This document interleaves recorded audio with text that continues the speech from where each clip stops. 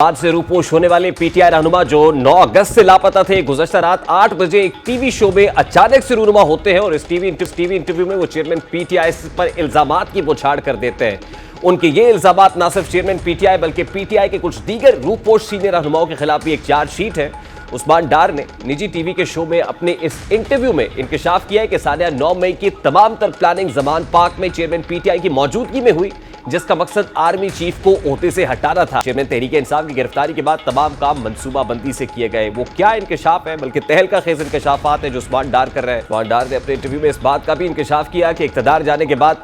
PTI में 2 तरह के ग्रुप्स बन गए। एक ग्रुप वो था जो मज़ाहमत और फौज के खिलाफ मज़ाहमत के हामी थे। इस ग्रुप में मुराद सईद, आजम सवाती, हमाद अजहर, उमर अयूब और दीगर शामिल थे। जबकि दूसरा ग्रुप वो था जो किसी भी सूरत मज़ाहमत का हामी नहीं था और मफासले पर गामजन था। इस ग्रुप में वो खुद अली मोहम्मद खान और शफकत महमूद जैसे लोग शामिल। अब हैरानकुन तौर पर डार साहब ने खुद को सियासत से बेलायता कर दिया और ये कहा है कि वो सियासत में मिसफिट थे। उस्मान डार ने कल के इंटरव्यू में खुद को सानिया 9 मई से यकसर अलग कर लिया और बताया कि वो किसी भी किस्म के इंतशार में मुलविस नहीं थे। उनसे जब सवाल किया गया कि वो 9 अगस्त के बाद से तकरीबन 25 रोज कहाँ थे, तो इसके जवाब में उनका ये कहना कि वो खुद लापता थे। उनका ये बयान चौंका देने वाला था क्योंकि उनकी कराची से गिरफ्तारी से मुताल्लिक खुद निगरान वज़ीर दाखिला वो एक टीवी टॉक बता चुके हैं कि उस्मान डार को कब, कैसे और कहां और फिर क्यों गिरफ्तार किया गया। अब उस्मान डार के इस पर्टिकुलर इंटरव्यू के बाद बहुत से ऐसे सवालात हैं जो हल तलब हैं, जैसे कि वो 8 अगस्त के बाद से थे कहां, उनके घर वालों से राब्ता क्यों नहीं था, वो अचानक इंटरव्यू देने कैसे पहुंच गए और इंटरव्यू के बाद अब कहां है। इन सवालात के जवाब किसी को मालूम नहीं है, ना मालूम है। उस्मान डार ने अपने इंटरव्यू में इंकशाफात किए कि वो चेयरमैन पीटीआई और कुछ दीगर सीनियर क़यादत जो अभी तक रूपोश है उनके खिलाफ एक मुकम्मल चार्जशीट है। ये देखना अभी बाकी है, आया उस्मान डार सियासत से किनारा कशी इख्तियार कर लेते हैं, जिस तरह किनारा कशी इख्तियार करने की बात वो कर रहे हैं, या फिर सुल्तानी गवाह बनते हैं। अगर उनकी जानिब से 161 और 164 का बयान दे दिया जाता है जो चेयरमैन पीटीआई के कानूनी महाज पर उनके लिए बहुत सारी मुश्किलात खड़ी कर सकता है। जरा ये भी दावा कर रहे हैं कि उस्मान डार का ये इंटरव्यू बारिश का पहला कतरा है, क्योंकि इसके बाद एक के बाद एक पे दर पे इंटरव्यूज का सिलसिला शुरू होने वाला है। उस्मान डार ने खुद को 9 मई से बरी ज़िम्मा करार दे दिया और बताया कि रूपोशी और लापता होने वाले अयाम के दौरान इस सोच में मगन रहे कि उन्हें कौन सी सियासत करनी चाहिए, मज़ामत वाली या मफामत वाली। लेकिन हकायक इससे बिल्कुल बरक्स है। वो सानिया 9 मई के दिन से लेकर गिरफ्तार होने से एक रोज पहले तक ना सिर्फ पीटीआई के तमाम तर इक़दामात को जवाज़ बख्शते रहे, बल्कि खुद भी बढ़ चढ़कर वीडियोस के जरिए और कभी ट्वीट्स के जरिए इसको फैलाते भी रहे हैं, प्रोपोगेट भी करते रहे हैं। अब बरखैफ उस्मान डार अब इन सब से खुद को अलग कर चुके हैं, लेकिन उस्मान डार की फैमिली इस इंटरव्यू को किसी सख्ती का शाखसाना बता रही है। इस इंटरव्यू के नशर होने के कुछ ही देर बाद उस्मान डार की वालिदा ने एक वीडियो पैगाम जारी किया जिसमें उन्होंने साबिक वज़ीर दिफा करते हुए कहा कि ख्वाजा साहब मेरी बात गौर से सुनो, जो तुम चाहते थे वो तुमने उस्मान डार को गन पॉइंट पर रखकर पूरा कर लिया है। सियासत उस्मान डार ने छोड़ दी, उसकी वालिदा ने नहीं। अब तेरा मुकाबला मैं, मतलब वो क्या कह रही है जरा वो भी आपके सामने रखते हैं। मेरी बात गौर से सुन लो, जो चाहते थे वो तुमने उस्मान डार को गन पॉइंट पे रखकर अपने मकासद को पूरा किया है। सियासत उस्मान डार ने छोड़ी है, उसकी वालिदा ने नहीं। तेरा मुकाबला मैं करूंगी सियासत में और मेरा चैलेंज है तुम्हें, अब मैदान में आओ तो देखो क्या होता। अब इस सारी सिचुएशन के बाद सवालात तो बहुत सारे हैं और कुछ सवालात ऐसे हैं जिनके जवाबात मालूम है, कुछ ऐसे हैं जिनके जवाबात ना मालूम है। इस सारी सूरत हाल पर बात करने के लिए तर्जुमान इस्तेहकाम पाकिस्तान पार्टी फिरदौस आशिक अवान साहिबा ने हमें ज्वाइन किया है। अस्सलाम वालेकुम डॉक्टर साहब, बहुत बहुत शुक्रिया आपके वक्त के लिए। डॉक्टर साहब सबसे पहले तो हमारी तरफ से मुबारकबाद वसूल कीजिए कि Istehkam Pakistan party election commission of Pakistan में रजिस्टर हो गई है। उसके बाद मेरा ख्याल है कि आपसे ज़्यादा अप्रोप्रिएट कौन हो सकता है जो बता सकता है, आपके एक्स कलीग रहे उस्मान डार साहब, आप ही के सियालकोट से हैं, ये जो कुछ डार साहब अब कह रहे हैं और जो पहले कहते रहे हैं गुमशुदगी से एक रोज पहले तक, वो तमाम स्टेटमेंट्स हमने चला दिए हैं। समझ नहीं आ रही डार साहब पहले ठीक कह रहे थे, वो पहले वाले स्टेटमेंट्स माने, या जो अब टीवी टॉक शो में आके इंकशाफात कर रहे हैं और वो ठीक कह रहे हैं। अब आपके साथ उनका वक्त गुजरा है, कौन सा स्टेटमेंट दुरुस्त साबित होता है, आपको क्या दिखाई देता है? पहले ठीक थे, अब ठीक है? बिस्मिल्लाहिर्रहमानिर्रहीम। देखें, सानिया 9 मई का जो हक़ाइक़ के साथ जुड़ा बयानिया ले के इस्तेहकाम पाकिस्तान पार्टी मार्ज़ वजूद में आई थी और जो बार बार प्रेस कॉन्फ्रेंसेस में, टीवी इंटरव्यूज़ में इस बात को मैं दोहराती रही और बावर कराती रही कि ये इय्याक नाबुदु व इय्याक नस्तईन का नाम लेके ये लोग जो हैं वो गुमराही का शिकार हैं, और वो गुमराह लोग जो हैं वो राह रास्त पे जब तक नहीं आते पाकिस्तान आगे नहीं चल सकता। तो मैं वेलकम करूँगी उस्मान डार को कि उसने बिलाखिर सिरात मुस्तकीम का रास्ता अख्तियार करते हुए अच्छा अपने आप को उस गुमराह टोले से लाताल्लुक किया। अब देखना ये है कि वो जो कह रहे हैं, नहीं, लेकिन उससे पहले डॉक्टर साहब मेरा बड़ा सादा सा सवाल है डॉक्टर साहब जी, ज़िम्नन मेरा सवाल से पहले फिर आप कंटिन्यू कीजिएगा। ये जो वेलकम टू द क्लब आपने कहा है डार साहब को, ये वही क्लब ज्वाइन कर लिया उन्होंने जो फवाद चौधरी साहब ने किया था, या इमरान इस्माइल साहब ने, या बहुत सारे लोग जिन्होंने 9 मई के बाद अपने आप को डिस्टेंस किया और ये तक कह दिया कि हमने सियासत को खैर बात कह दिया है, लेकिन उसके बाद फिर कहा नहीं सियासत तो भी हम करेंगे। तो ये उसी तरह से वो पैटर्न है। देखिए उस्मान डार का जो एक नैरेटिव कल जब मैंने सुना तो ये आप चला रहे थे उनकी सारी स्टेटमेंट, ये दोनों भाई उस इंतशार को हवा देने में,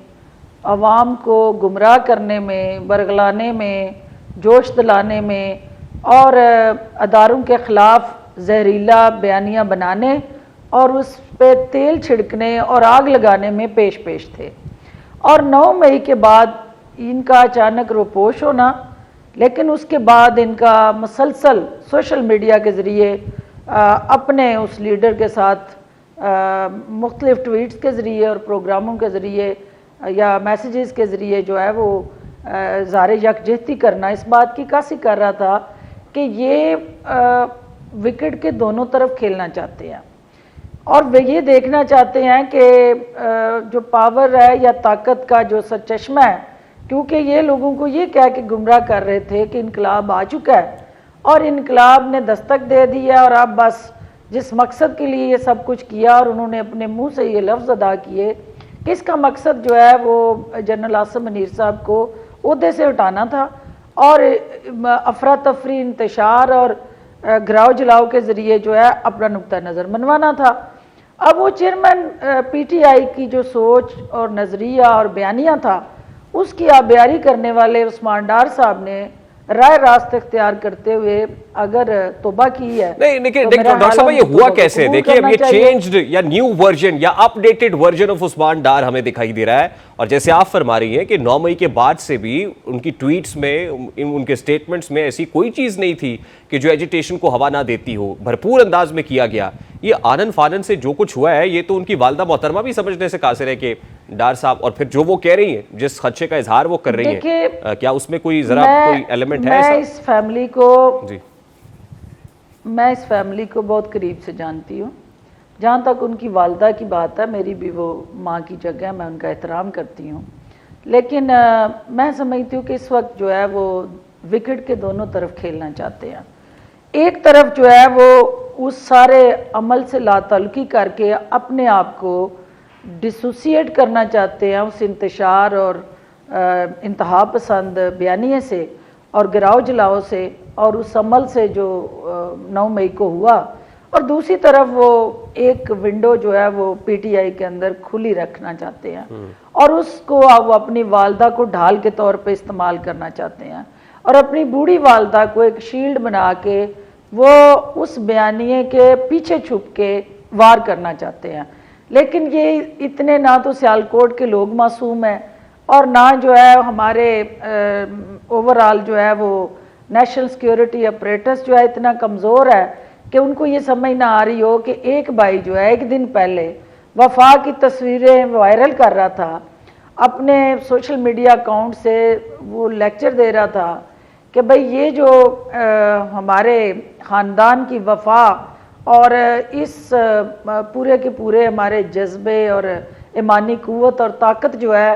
वो चेयरमैन पीटीआई के साथ चट्टान बन के खड़ी है। तो अगले ही दिन वो हंसते मुस्कुराते, और अगर आपने भी वो वीडियो देखी हो या वो तस्वीर देखी हो जिसमें वो एक यूथ के लीडर की बजाय एक 80 साला बाबे के रूप में वो वीडियो और तस्वीर जो है वायरल होती है और एकदम से फिर वो क्लीन शेव होके वापस उस रूप में आके जी। वो टीवी टॉक शो में बैठते हैं और ये चीज़ें यकीनन बहुत सारे सवालात को जन्म देती हैं पहली बात तो ये है कि अगर उस्मान डार, उमर डार और उनके दीगर साथी जो हैं वो किसी भी किस्म की दहशतगर्द सोच या कार्रवाइयों में मुलव्वस हैं तो कानून जो है वो सबके लिए यकसा होना चाहिए। उसके अंदर ये स्टेटमेंट दे के उन्हें अपने आप को बरी ज़मान नहीं होना चाहिए। दूसरी बात ये कि अगर लेकिन बहुत सारे ऐसे तो लोग जो ये स्टेटमेंट्स दे के आपकी पार्टी को भी ज्वाइन कर चुके हैं, आप उनको भी इसमें शामिल करके कह रही? देखिए, हमने तो पहले दिन से ये कहा है कि जो शख्स भी 9 मई के वाक़यात में किसी तरह भी मुलव्वस है, इस्तेकाम पाकिस्तान पार्टी ने उनके लिए कभी दरवाजे नहीं खोले। जो लोग इसमें आए हैं वो उन वाक़यात के अंदर, उन FIRs के अंदर कहीं नामजद नहीं है, और अगर कोई नामजद है तो कानून को अपना रास्ता इख्तियार करना है, क्योंकि इस्तेकाम पाकिस्तान पार्टी किसी के वतन दुश्मन जो अज़ाइम और एजेंडा है उसका बोझ अपने कंधों पे नहीं उठाएगी। इसीलिए कुछ लोग डिसोसिएट भी हुए और लुका छुपी करते रहे पार्टी के साथ भी और हमारे बयानी के साथ भी। तो लेकिन हमारा बड़ा जहांगीर तरीन साहब का और अलीम खान साहब का क्लियर मौक़िफ़ है कि हम खुले बाजों से सबको वेलकम करेंगे, लेकिन उनको नहीं जिन्होंने 9 मई की उस तबाहकारियों में हिस्सा डाला। या उस्मान डार साहब की इस्तेकाम पाकिस्तान पार्टी में कोई जगह नहीं है, उनकी कंट्रीब्यूशन नजर है। यानी डार साहब की इस्तेकाम पाकिस्तान पार्टी में कोई कह रही कि जगह नहीं है। जगह उन्होंने, जब पहली बात तो यह है कि उन्होंने सियासत से अपने आप को डिस्कनेक्ट किया, डिसोसिएट किया। असल में सियासत थी क्या? सियासत थी इमरान खान के बल्ले के साथ जुड़ा अपने आप को सोशल मीडिया के अंदर 30 मार खां साबित करना। ग्रास रूट लेवल पे आपने अपने आप को कभी कनेक्ट ही नहीं किया और इमरान खान की फेस वैल्यू को कैश करा के उनके ही उस बल्ले के निशान पे वोट लेके आप पहलवानी दिखाएं सियासत के मैदान में, तो वो पहलवानी ज़्यादा देर चलती नहीं है, क्योंकि सियासी पहलवान वही होता है जो सियासत के मैदान का खिलाड़ी होता है और जो हर तरह के हालात का मुकाबला करता है और डट के चट्टान बन के उन मुश्किलात का सामना करके अपनी सियासी जो राहें हैं उनको छोड़ता नहीं है। तो उनका सियासत से जुदा होना मीन के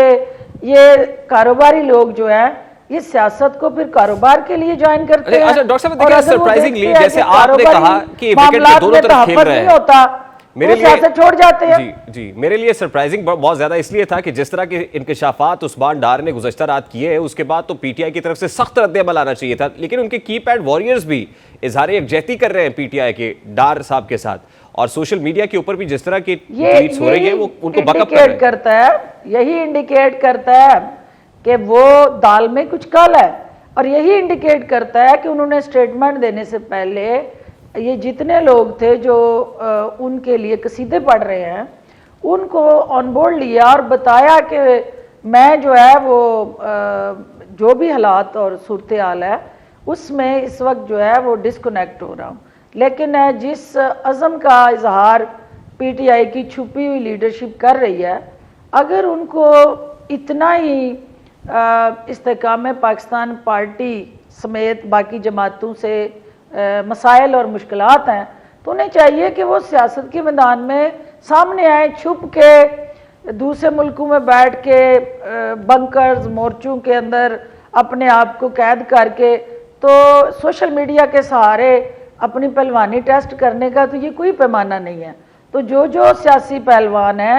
वो सोशल मीडिया की स्क्रीन से बाहर आए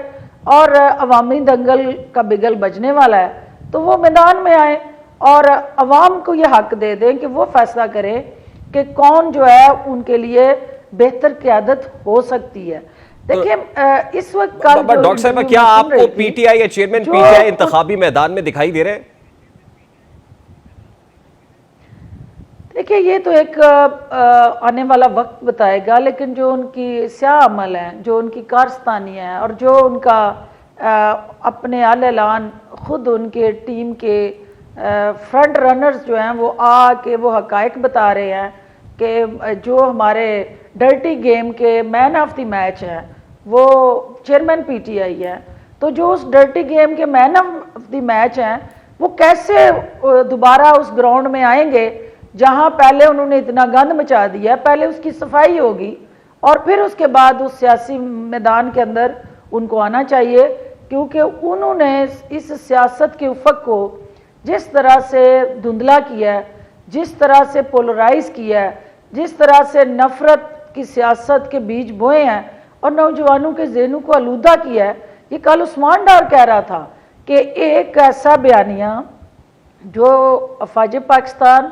और खसूसी तौर पे सिपा सलार के ख़िलाफ़ था, उसको बाकायदा तौर पे हैमर किया गया, प्लान किया गया, प्लांट किया गया, मैनेज किया गया, मैनोवर किया गया और फिर जाके 9 मई के वाक़यात ने जन्म लिया। तो जब ये सारी चीज़ें वो खुद अपनी ज़बान से चैनल्स पे बैठ के बता रहे हैं, तो फिर उसके बाद उनकी वालदा को किसी और को कन्विंस करने की ज़रूरत नहीं है। माएँ जो है वो भोली होती हैं और उनकी भी माँ भोली है, उनको नहीं पता कि उनके बच्चे जो हैं वो कौन कौन सी रेड लाइंस को क्रॉस कर चुके हैं। ठीक, अच्छा डॉक्टर साहब, ये तो चलिए फेट है चेयरमैन पीटीआई का, उन्हें भुगतना पड़ेगा जो 9 मई में हुआ। और फिर जैसे उस्मान डार जैसे लोग भी कह रहे हैं मास्टरमाइंड वो थे, उनका भी ये ब्रेन चाइल्ड था। पीटीआई बतौर पॉलिटिकल पार्टी भी आपको पॉलिटिकल बैटल ग्राउंड में आती हुई दौड़ती हुई दिखाई नहीं दे रही, या आपको लगता है पीटीआई होगी, चेयरमैन पीटीआई नहीं होंगे? Lastly and very quickly doctor साहब। देखिए, ये मुझे तो नहीं इस बात पे कोई मैं राय दे सकती या कोई हतमी तौर पे कोई मेरी